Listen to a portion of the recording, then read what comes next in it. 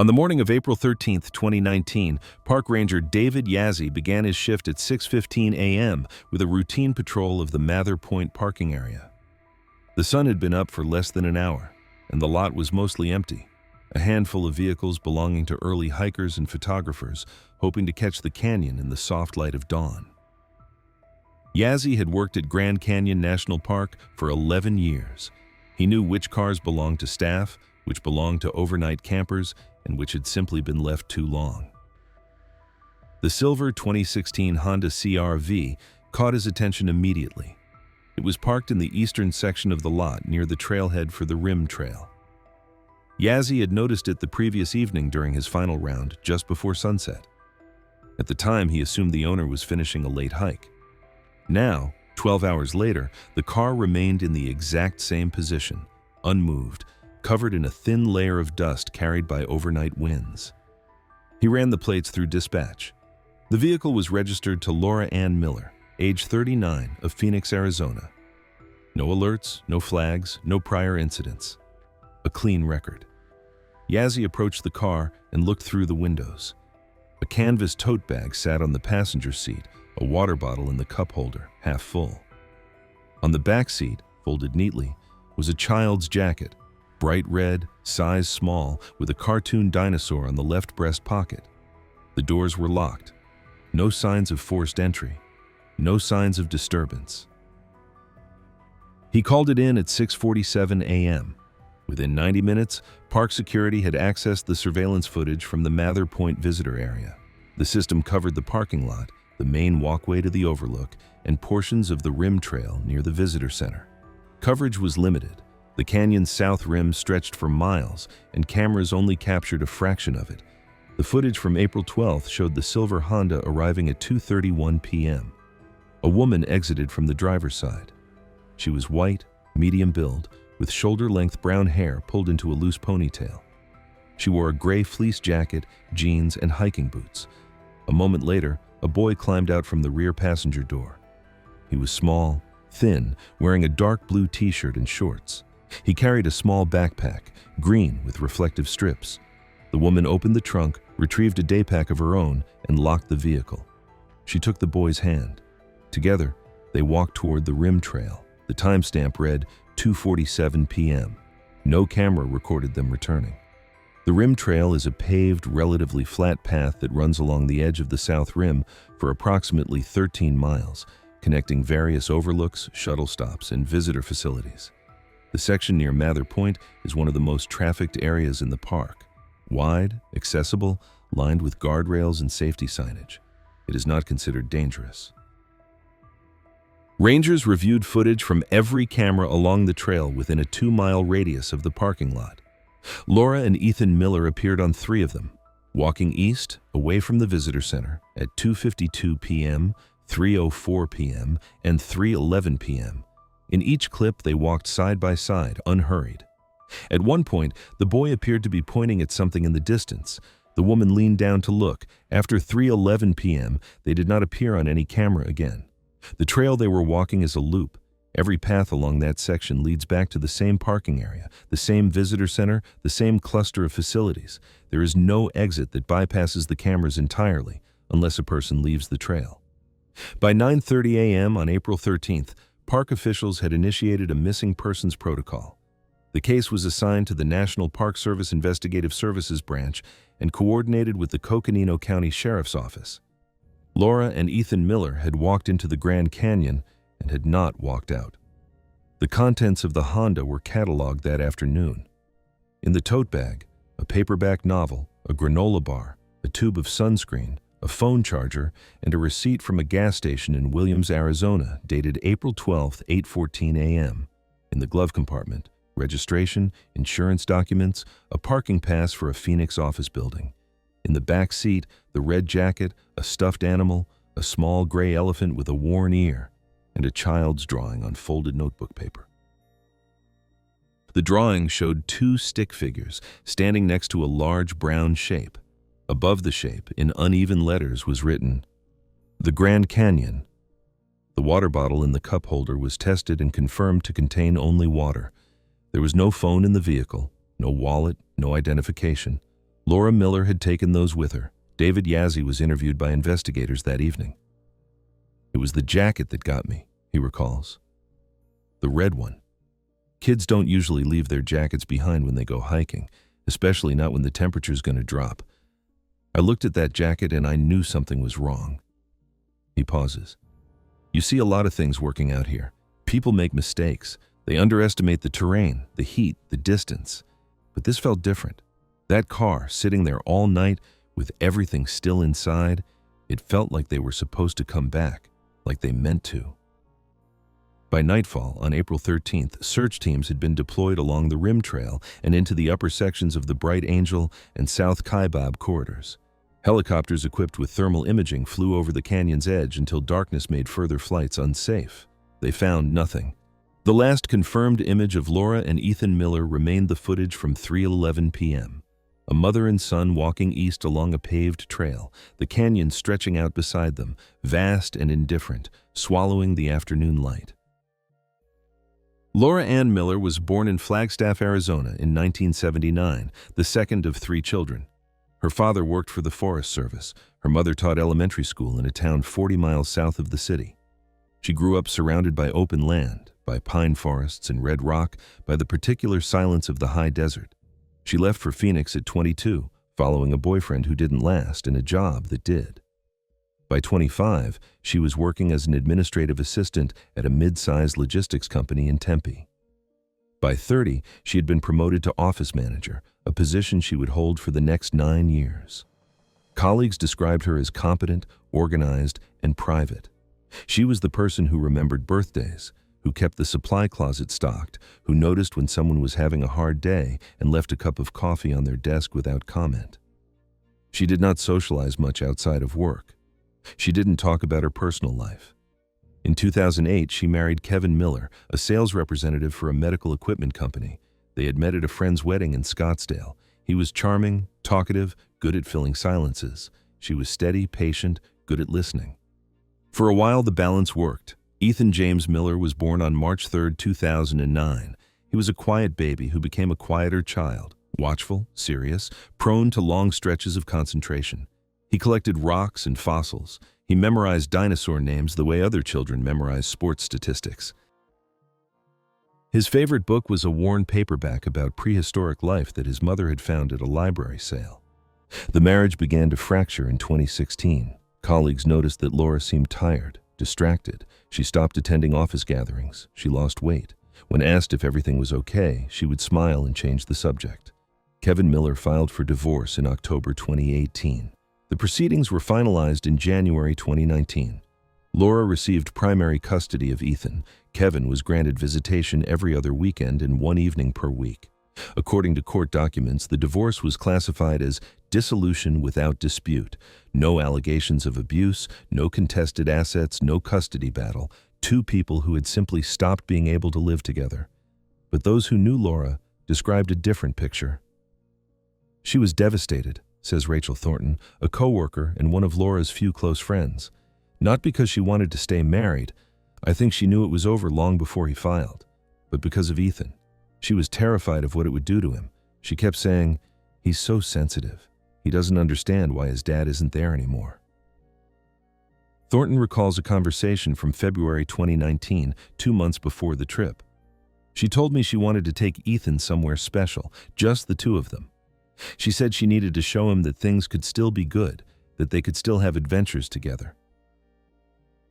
She kept using that phrase, a new chapter. She wanted to start a new chapter. Ethan Miller was 10 years old in April 2019. He attended a public elementary school in central Phoenix, where he was enrolled in the 4th grade. His teachers described him as intelligent but withdrawn, a boy who preferred reading to recess, who rarely raised his hand but always knew the answer when called upon. His best friend was a boy named Marcus Delgado. They had known each other since 1st grade. "Ethan was weird, but in a good way," Marcus said in an interview conducted by investigators 3 days after the disappearance. "He knew stuff about rocks and caves and animals. He said he wanted to be a paleontologist when he grew up. He showed me a fossil once. He said it was a trilobite. I didn't know what that was, but he explained it to me." Marcus paused. He was sad after his parents got divorced. He didn't talk about it, but you could tell. He used to smile more before. Laura booked the Grand Canyon trip in late March. She reserved 2 nights at a motel in Tusayan, the small gateway town just outside the park's south entrance. She purchased annual park passes online. She printed out trail maps and visitor guides. Her internet search history, later recovered by investigators, showed queries for Best Family Hikes Grand Canyon, Easy Trails South Rim, Things to Do with Kids Grand Canyon, and Grand Canyon Safety Tips. She didn't search for anything related to backcountry permits, inter-canyon trails, or overnight camping. There was no indication that she planned anything other than a standard sightseeing visit, the kind of trip thousands of families take every year. On April 11, 2019, Laura and Ethan checked into the Red Feather Lodge in Tusayan at approximately 4:00 p.m. The front desk clerk who processed their reservation remembers them only vaguely, a woman and a boy, nothing unusual, nothing memorable. "She seemed normal," the clerk said. "Friendly. The kid was quiet. He was holding one of those stuffed animals, I think."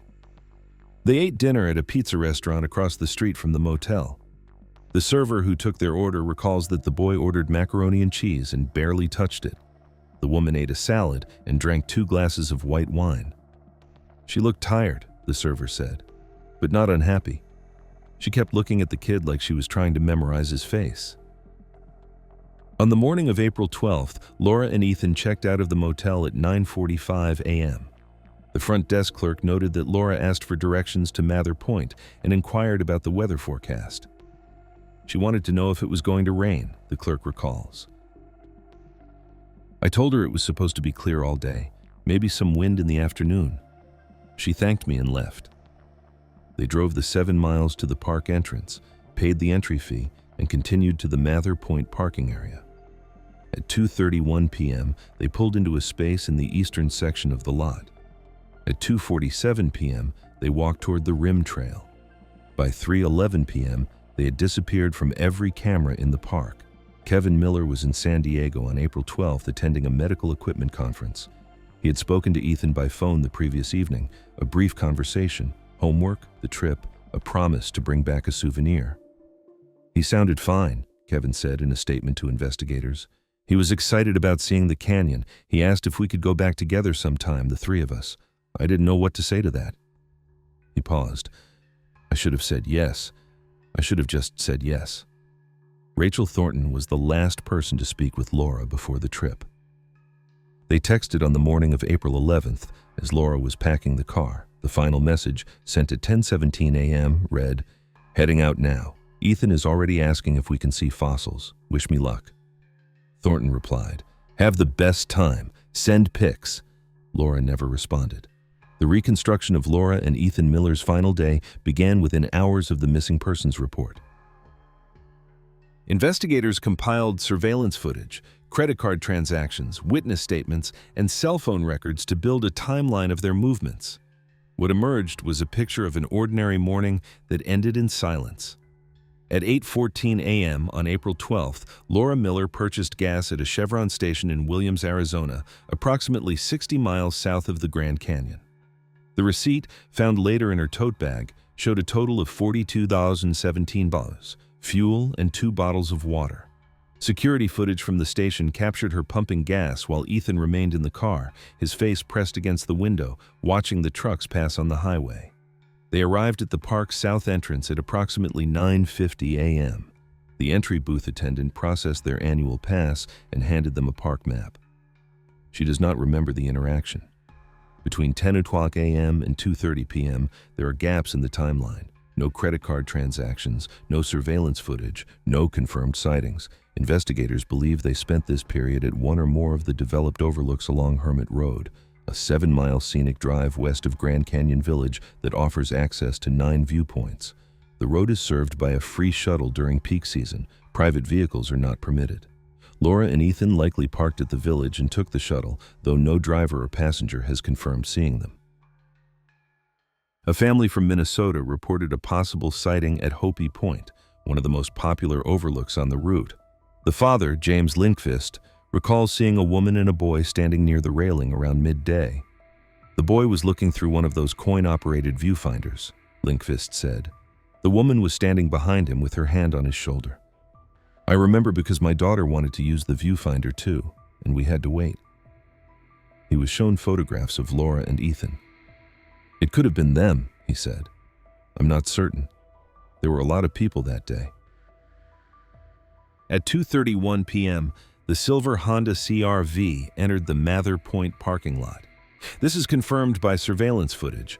The vehicle circled once before finding a space in the eastern section near the trailhead. At 2:47 p.m., Laura and Ethan exited the vehicle and walked toward the rim trail. Laura carried a day pack. Ethan wore his green backpack with the reflective strips. Neither wore the red jacket that would later be found in the car. The temperature at that hour was 67 degrees Fahrenheit.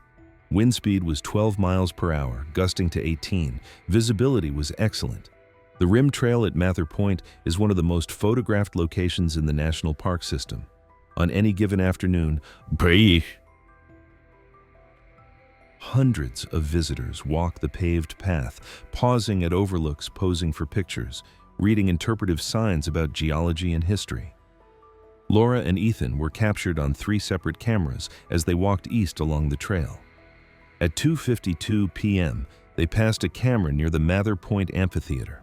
They were walking at a leisurely pace, side by side. Laura appeared to be speaking. Ethan was looking toward the canyon.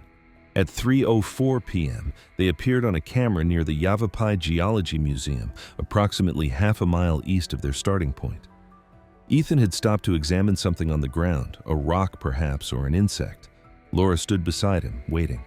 At 3:11 p.m., they were recorded passing a maintenance access point between the museum and the Yavapai Point overlook.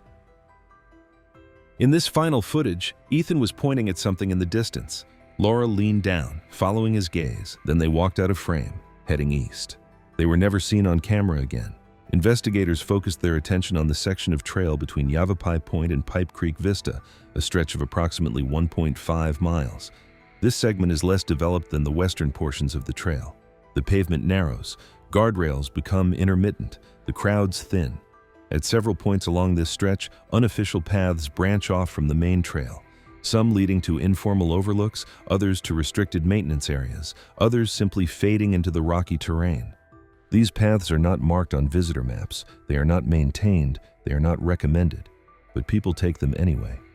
It happens more than you'd think, says Ranger Michael Cortez, who participated in the initial search. People see a path, they get curious, they want a better view. Most of the time nothing happens. They take their pictures, they come back, but sometimes they don't. Between 3:00 p.m. and 5:00 p.m. on April 12th, at least a dozen visitors were walking the same section of trail as Laura and Ethan. Investigators interviewed as many as they could locate. A retired couple from Ohio, Bernard and Judith Kessler, reported seeing a woman matching Laura's description near the Yavapai Point overlook around 3:30 p.m. She was alone. She was standing at the railing, looking out at the canyon, Judith Kessler said. I noticed her because she seemed so still. Everyone else was moving around, taking pictures, talking. She was just standing there. Was there a child with her? The investigator asked. Not that I saw. But I wasn't really paying attention. I assumed she was just enjoying the view. Bernard Kessler added, We didn't stay long, maybe 5 minutes. When we left, she was still standing in the same spot. This sighting has never been confirmed. The woman could have been Laura Miller. She could have been someone else entirely. The most significant witness account came from Patricia Nguyen, a 52-year-old schoolteacher from Columbus, Ohio, who was visiting the park with her sister. Nguyen was walking the rim trail eastbound toward Pipe Creek Vista when she noticed a woman and a boy leaving the main path. The time, she estimated, was between 3:45 and 4:00 p.m. They were heading toward one of those side trails, Nguyen said. Not a real trail, more like a dirt path that went off toward the rim. There was no sign or anything. I thought it was strange because the boy was so young. She was shown photographs. That's them, she said. I'm almost certain. The woman had a ponytail and the boy had a green backpack. I remember the backpack because it had those reflective strips. The investigator asked if she had seen where they went. They just kept walking. The path curved around some rocks, and then I couldn't see them anymore. I didn't think much of it at the time. I figured they knew where they were going. The path Patricia and Gwen described is not on any official map. It is a maintenance access route used by park staff to reach monitoring equipment near the canyon's edge. The route is unmarked and unsigned. It does not have guardrails. It leads to a section of the rim where the drop is nearly vertical, over 800 feet to the first ledge below. Why Laura Miller took her 10-year-old son down this path remains unknown. Cell phone records show that Laura's phone was active until 4:23 p.m. on April 12th. At that time, the phone pinged a tower near Yavapai Point, consistent with her last known location. After 4:23 p.m., there were no further signals. The phone was never recovered. Ethan did not have a cell phone.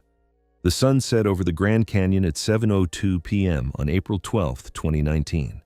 By that time, the Mather Point parking lot had emptied.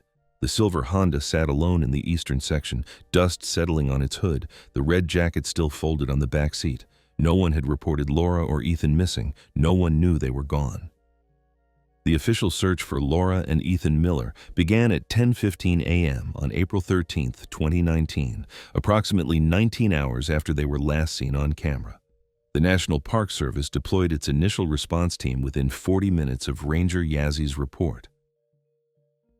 By noon, the operation had expanded to include personnel from the Coconino County Sheriff's Office, the Arizona Department of Public Safety, and volunteer search and rescue organizations from across northern Arizona. The first 72 hours of a missing persons case are considered critical. In wilderness terrain, the window is often smaller. Search Coordinator Lieutenant Amanda Reyes established a command post at the Yavapai Geology Museum, approximately half a mile from where Laura and Ethan were last recorded on camera. From there, teams fanned out along the rim trail in both directions. The initial search focused on a 3-mile radius centered on the maintenance access path identified by Patricia Nguyen. This area included developed overlooks, informal trails, and sections of the canyon rim where the terrain drops steeply toward the inner gorge. The challenge with the South Rim is the geology, Reyes explained in a press briefing on April 14th. You have vertical cliffs, talus slopes, ledges, overhangs. A person can be 20 feet from the trail and completely invisible from above. The only way to search effectively is to get people down into the terrain, and that takes time. Ground teams worked in pairs, moving slowly along the rim's edge, scanning for any sign of disturbance, broken vegetation, disturbed rocks, clothing, personal effects. They found nothing. On the afternoon of April 13th, 2 helicopters equipped with thermal imaging cameras began aerial sweeps of the canyon below the search area. The aircraft flew in a grid pattern, covering approximately 12 square miles of terrain between the rim and the Colorado River, 5,000 feet below. Thermal imaging is most effective when there is a significant temperature differential between a human body and the surrounding environment. During the day, solar heating of the canyon walls reduces this differential. The best results come at dawn and dusk, when the rocks begin to cool. The helicopters flew until darkness made further operations unsafe. They resumed at first light on April 14th. They detected nothing consistent with a human presence. Search dogs were deployed on the morning of April 14th.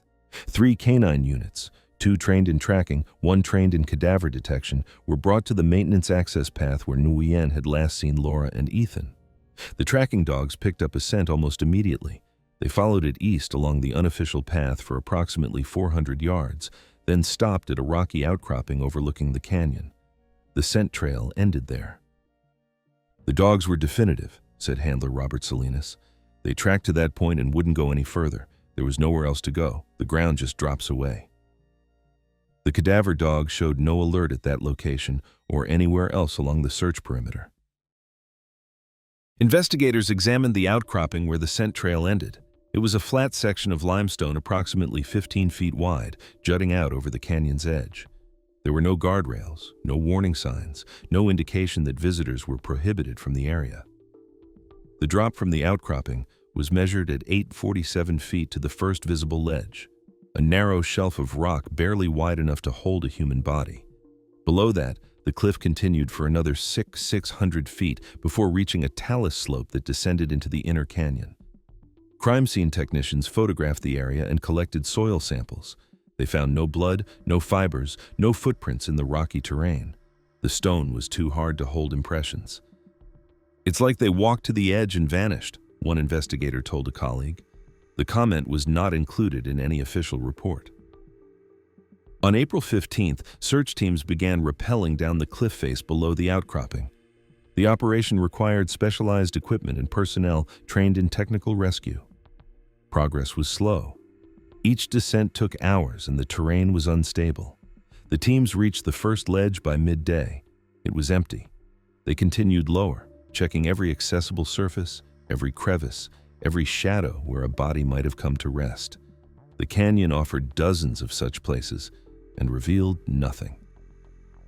Kevin Miller arrived in Arizona on the evening of April 13th.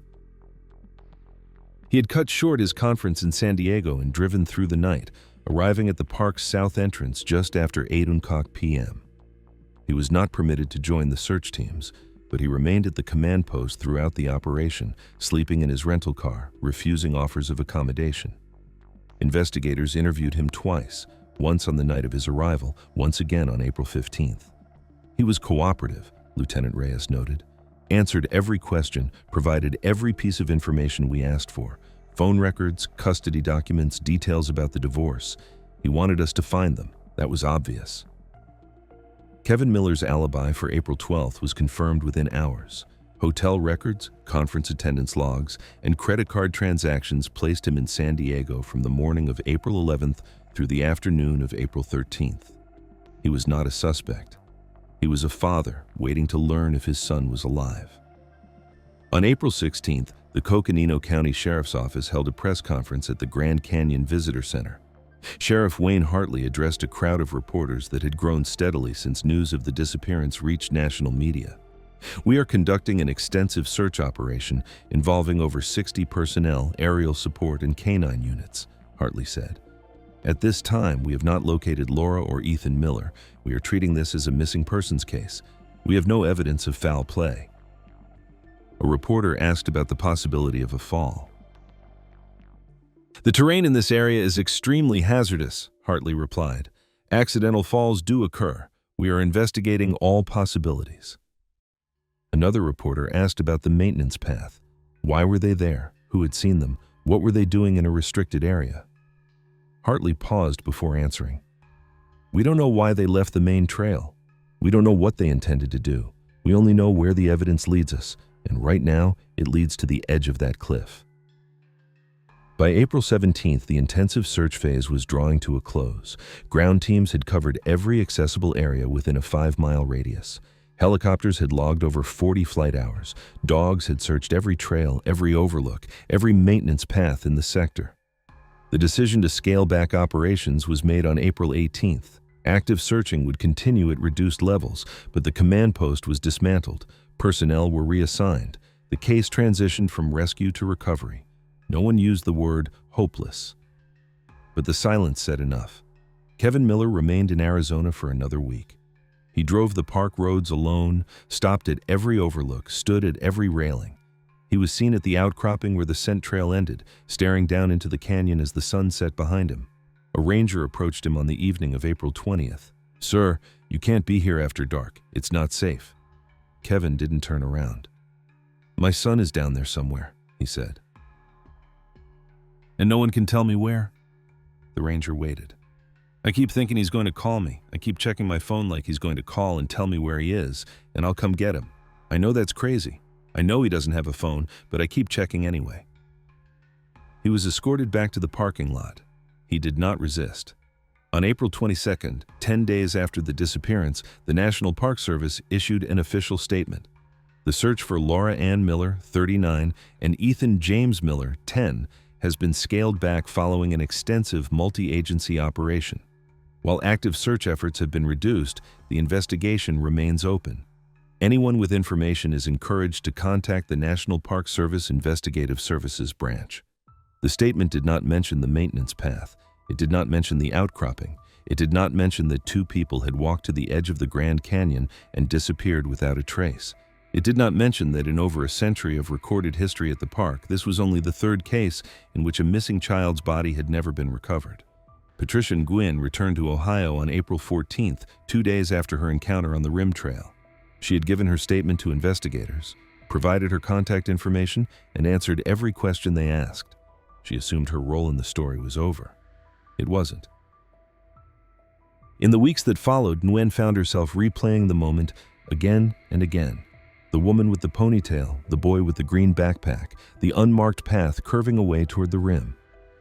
She began to notice details she hadn't mentioned in her initial interview, details that surfaced slowly, like objects rising from deep water. On April 28th, she called the National Park Service tip line. "I remembered something else," she said, "about the path they took. There was a sign." Investigators had documented the maintenance access route in detail. It was unmarked. No trailhead, no warning signs, no indication that visitors were prohibited. This had been confirmed by multiple sources, but Nguyen was certain. "Not at the start of the path," she clarified.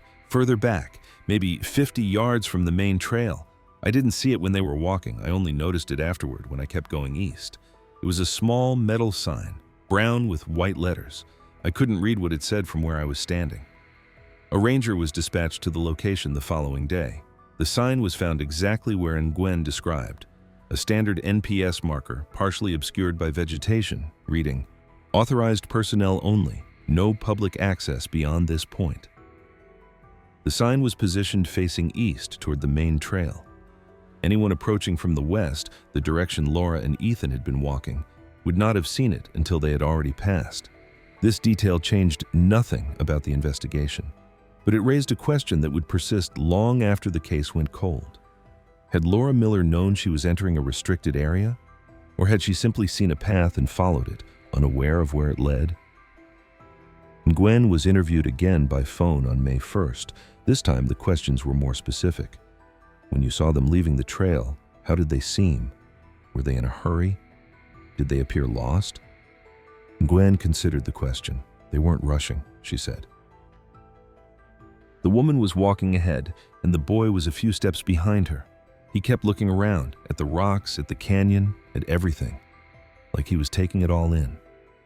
Did they speak to each other? I don't think so. Not while I was watching. But they weren't far apart. It didn't seem like they were fighting or anything. It just seemed like a walk. Did the woman look back, check on the boy? Once, maybe. I think she turned her head, but I wasn't really paying attention. I didn't know I was supposed to be paying attention. Her voice caught. I keep thinking, what if I had said something? What if I had asked where they were going? Would it have made a difference? The investigator did not answer. The maintenance path that Laura and Ethan Miller followed was one of 17 such routes along the South Rim. These paths are used by park staff to access monitoring equipment, communication infrastructure, and erosion control installations. They are not designed for public use. They are not maintained to visitor standards. Most are unmarked because there is no expectation that visitors will find them. They branch off from the main trail at irregular intervals, often hidden behind rock formations or vegetation. A person would have to be looking for them to notice they were there, or a person would have to see something that drew them off the path. On May 3rd, an investigator named Sandra Whitehorse conducted a walkthrough of the route, retracing the steps that Laura and Ethan likely took on April 12th. She started at the point where Patricia Nguyen reported seeing them leave the main trail and followed the maintenance path to its terminus at the rocky outcropping. The walk took 11 minutes at a moderate pace. In her report, Whitehorse noted several features of the path. The route is initially level and easy to walk. The surface is compacted dirt with occasional exposed rock. After approximately 200 yards, the path narrows and begins to descend slightly toward the rim. Vegetation, primarily juniper and scrub oak, obscures sightlines to the main trail. By the 300-yard mark, the main trail is no longer visible. She continued. At the 400-yard mark, the path opens onto a limestone outcropping with an unobstructed view of the canyon. The outcropping is approximately 15 feet wide and extends 8 feet beyond the natural contour of the rim. There are no barriers, railings, or warning signs at this location. The edge is abrupt, the drop is vertical. Whitehorse photographed the outcropping from multiple angles. In one image, taken from the eastern edge, the Colorado River is visible as a thin brown ribbon nearly a mile below. It is unclear why a visitor would bring a child to this location, she wrote. The view, while impressive, is not substantially different from views available at designated overlooks. The risk is significantly greater. The question of why haunted the investigation. Why did Laura Miller leave the marked trail? Why did she take her son down an unmarked path to an exposed overlook with no safety features? Why did she choose that particular spot at that particular time on that particular day? Investigators considered several possibilities. The first was simple curiosity. Laura may have seen the path and wondered where it led. She may have wanted a less crowded view, a moment of privacy, a photograph without other tourists in the frame. This explanation was plausible but unsatisfying. It did not account for the distance traveled or the risks involved. The second was disorientation. Laura may have believed she was still on the main trail. The maintenance path in its initial stretch was not obviously different from unofficial social trails that branch off from the rim trail at various points. She may have thought she was taking a shortcut or an alternate route. This explanation was possible, but unlikely. The path's character changed significantly as it approached the rim. A person paying attention would have noticed.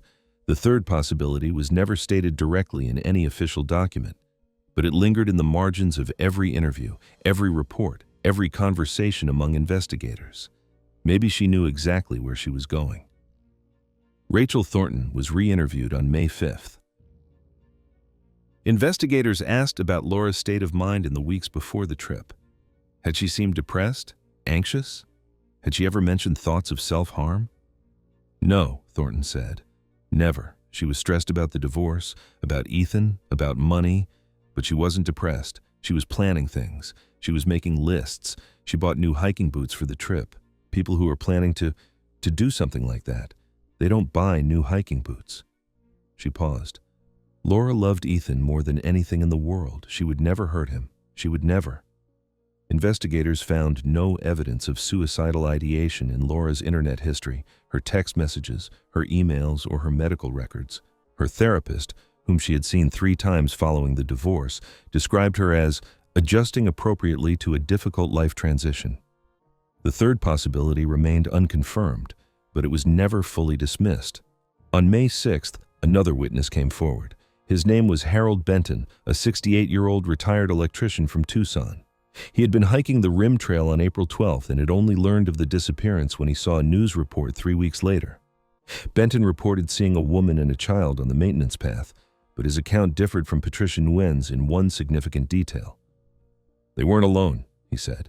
Harold Benton's statement was taken on May 7, 2019, at the Coconino County Sheriff's Office in Flagstaff.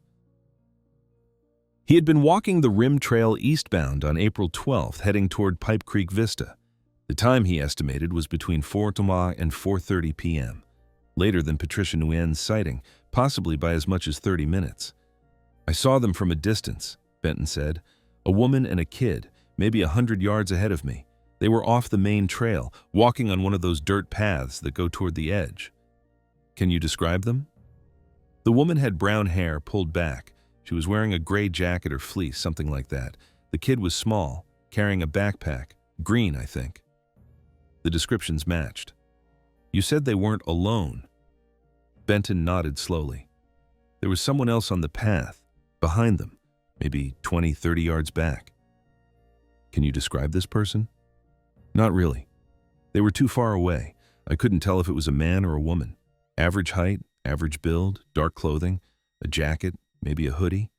They were walking in the same direction, toward the rim. Did it appear that this person was following them? Or just walking the same path? Benton considered the question for a long moment. I don't know. I didn't think anything of it at the time. People walk the same trails. It's not unusual. But now looking back, he trailed off. Looking back, I can't say for sure. They were all moving in the same direction. The woman and the kid were ahead. The other person was behind. That's all I saw. Investigators attempted to identify the third figure. They reviewed surveillance footage from every camera along the rim trail between 3:00 and 6:00 p.m. on April 12th. They re-interviewed every witness who had been in the area. They issued a public appeal for anyone who had been on the maintenance path that afternoon to come forward. No one did. The third figure was never identified. Their presence on the path was never confirmed by any other witness. Benton himself acknowledged that his memory was imperfect, that the distance was significant, that he had not been paying close attention. "I wish I could tell you more," he said at the end of his interview. "I wish I had stopped and really looked, but I didn't. I just kept walking." The third figure became a footnote in the investigation, unverified, unexplained, impossible to pursue. The search for Laura and Ethan Miller continued at reduced intensity throughout late April and early May. Helicopter flights were conducted twice weekly. Ground teams checked accessible areas after storms, when shifting rocks might reveal what had been hidden. On May 4, 2019, 3 weeks and 1 day after the disappearance, a helicopter pilot named Christine Yazzie, no relation to Ranger David Yazzie, spotted something on a ledge approximately 200 feet below the rim. The object was pale against the dark rock, roughly human-sized, motionless.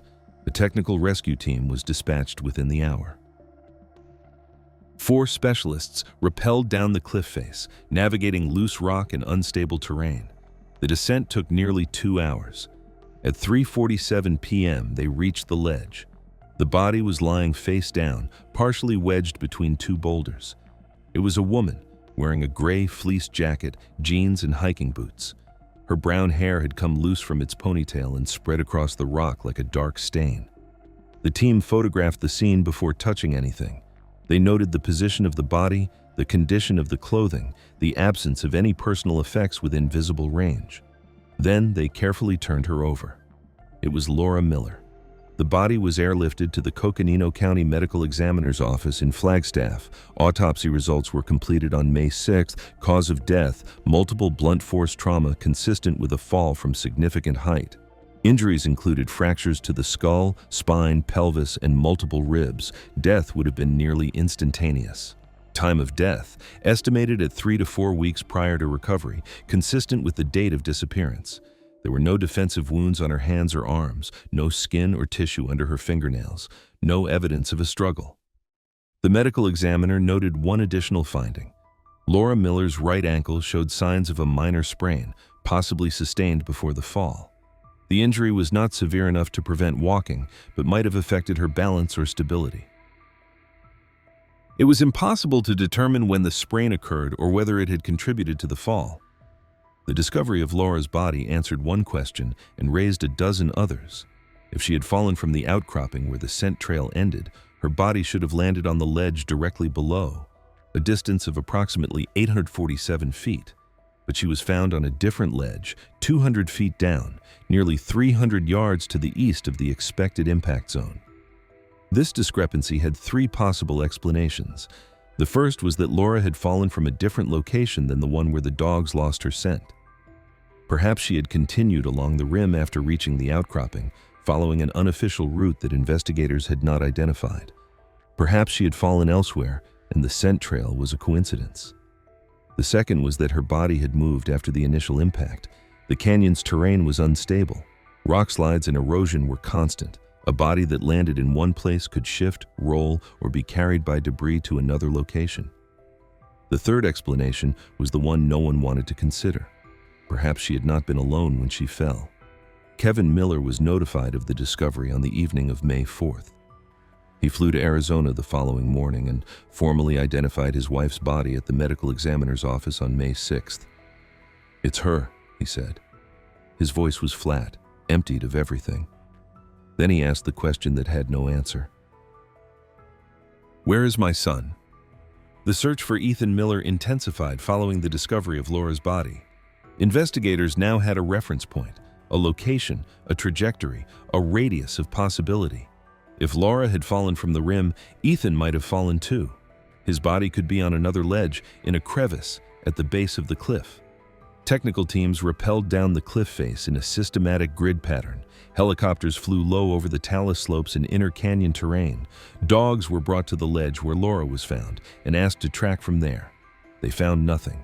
Ethan Miller's body was not on the ledge with his mother. It was not on any accessible surface within a quarter-mile radius.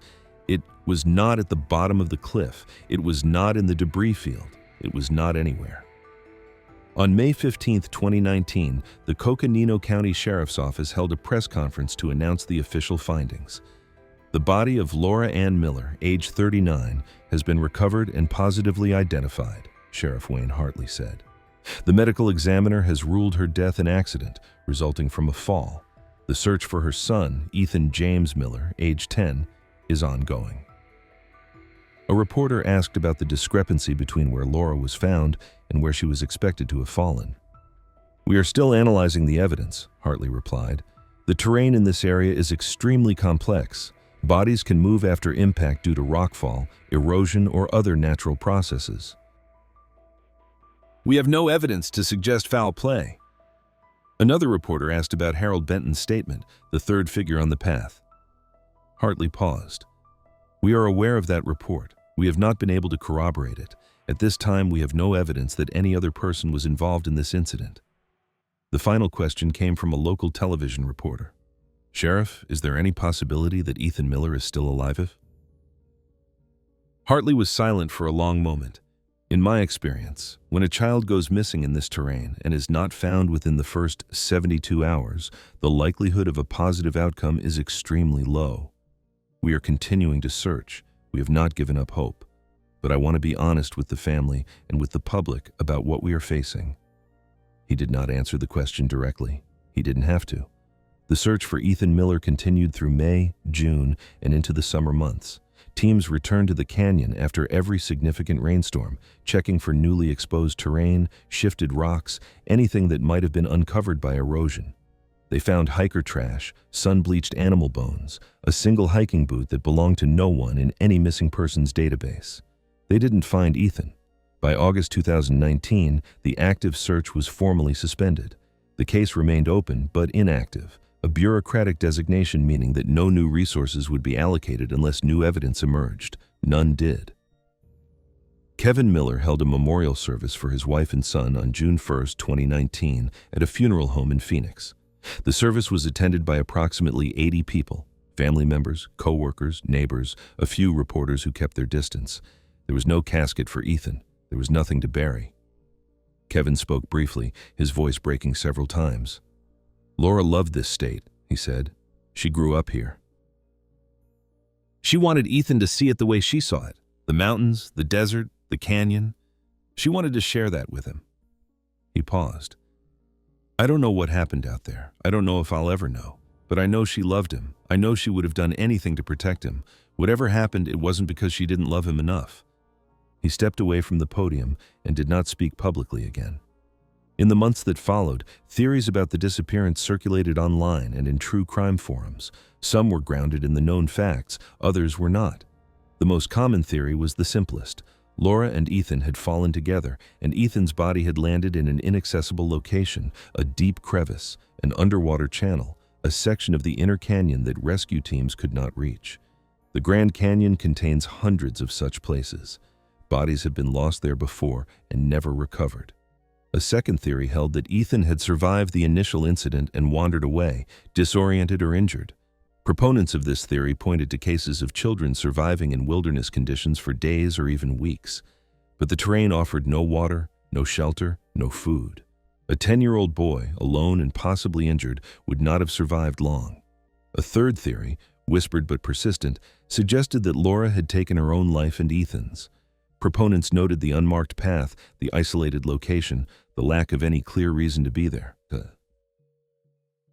They pointed to the divorce, the stress, the pressure of single motherhood. But there was no evidence to support this theory, no note, no history of mental illness, no warning signs. It remained speculation. The fourth theory focused on Harold Benton's unverified sighting, the third figure on the path. Some believed that Laura and Ethan had encountered someone on the maintenance trail, someone who had harmed them, pushed them, disposed of Ethan's body in a way that would never be discovered. But there was no evidence of another person at the scene, no motive, no suspect. The theory explained nothing and led nowhere. The National Park Service issued a final report on the incident in October 2019. The report, spanning 47 pages, summarized the investigation, the search efforts, and the official conclusions. Key findings included: Laura and Ethan Miller left the designated rim trail on April 12, 2019 at approximately 3:45 to 4:00 p.m. and followed an unmarked maintenance path toward the canyon rim. Laura Miller's body was recovered on May 4, 2019, on a ledge approximately 200 feet below the rim. Cause of death was determined to be accidental, resulting from a fall. Ethan Miller's body was not recovered despite extensive search efforts. His fate remains unknown. There was no evidence of foul play, no evidence of third-party involvement, and no evidence to suggest that the incident was anything other than a tragic accident. The report noted several unresolved questions, including why Laura chose to leave the marked trail, why she brought her son to an exposed and dangerous location, and why her body was found in a different position than expected based on the presumed fall location. These questions were listed but not answered. The final paragraph read, "This case remains open pending any new information that may emerge. The National Park Service extends its condolences to the Miller family and thanks the many agencies and volunteers who participated in the search effort." Patricia Nguyen returned to the Grand Canyon once, in September 2019. She did not tell anyone she was going. She simply drove from Columbus to Phoenix, then north to the park, following the same route she had taken 5 months earlier. She walked the rim trail to the point where she had seen Laura and Ethan leave the main path. The maintenance route was still there, still unmarked from the westbound approach. The sign reading, "Authorized personnel only," was still partially hidden by vegetation. She did not walk down the path. She stood at its entrance for a long time, looking at the place where they had disappeared. "I think about them every day," she said later in an interview with a podcast that covered the case. "I think about what I could have done differently, what I should have said.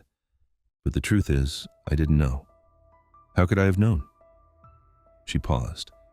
"Sometimes I wonder if they knew."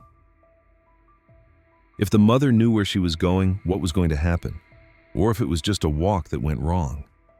I don't think anyone will ever know for sure. A memorial plaque was installed near Mather Point in December 2019. It was small, bronze, mounted on a rock at the edge of the rim trail. The inscription read, "In memory of Laura Ann Miller, 1979 to 2019, and Ethan James Miller, 2009 to 2019, mother and son, forever together." The plaque faced the canyon, overlooking the vast expanse where they had vanished. Visitors sometimes stopped to read it, to wonder who they were, what had happened to them. Most walked past without noticing. Kevin Miller sold the house in Phoenix in early 2020. He moved to Colorado, then to Oregon, then to a place he did not disclose to anyone. Friends said he stopped returning calls, stopped answering emails, stopped engaging with the world. "He's still looking," Rachel Thornton said in 2021, 2 years after the disappearance. "Not physically, he's not out there searching anymore, but in his head, he's still looking. He can't stop. He can't accept that his son is just gone." She paused. "I don't think he ever will." The Grand Canyon receives approximately 6 million visitors per year. Most come, take photographs, and leave without incident. The canyon is beautiful, ancient, indifferent. But every year, people disappear. Some fall, some wander off marked trails, some are found, some are not. The canyon keeps its secrets, holds them in its depths, in its crevices, in the shadows where the sun never reaches. Laura Miller was found. Her death was explained, if not understood. Ethan Miller was never found. His fate remains unknown. In April 2024, 5 years after the disappearance, a hiker exploring an unofficial route near Pipe Creek Vista reported finding a child's backpack wedged between rocks approximately 150 feet below the rim. The backpack was green with reflective strips. Rangers recovered the item the following day. It was severely weathered, faded by sun and rain, partially torn. The zippers were rusted shut. Inside, investigators found a water bottle, a granola bar wrapper, a small notebook filled with drawings of dinosaurs, and a single gray stone, smooth, oval, unremarkable. The backpack was confirmed to belong to Ethan Miller. His body was not found nearby. Search teams scoured the surrounding area for 3 days. They found nothing else. The discovery raised more questions than it answered. How had the backpack ended up 150 feet below the rim while Laura's body was found 200 feet down and 300 yards to the east? Had Ethan fallen separately? Had he survived the initial incident and attempted to climb down? Had someone moved the backpack after the fact? The questions remained unanswered. The official file on the disappearance of Laura and Ethan Miller remains open. No new evidence has emerged. No new witnesses have come forward. The third figure on the path, if they ever existed, has never been identified. The canyon holds what it holds. The silence endures. In his notebook, on the last page with any writing, Ethan Miller had drawn a picture. Two stick figures stood at the edge of a brown shape, looking out at something beyond the frame. Above the figures, in careful, uneven letters, he had written a single word: Mom. Below the drawing, in different handwriting, an adult's handwriting, someone had added, "We made it."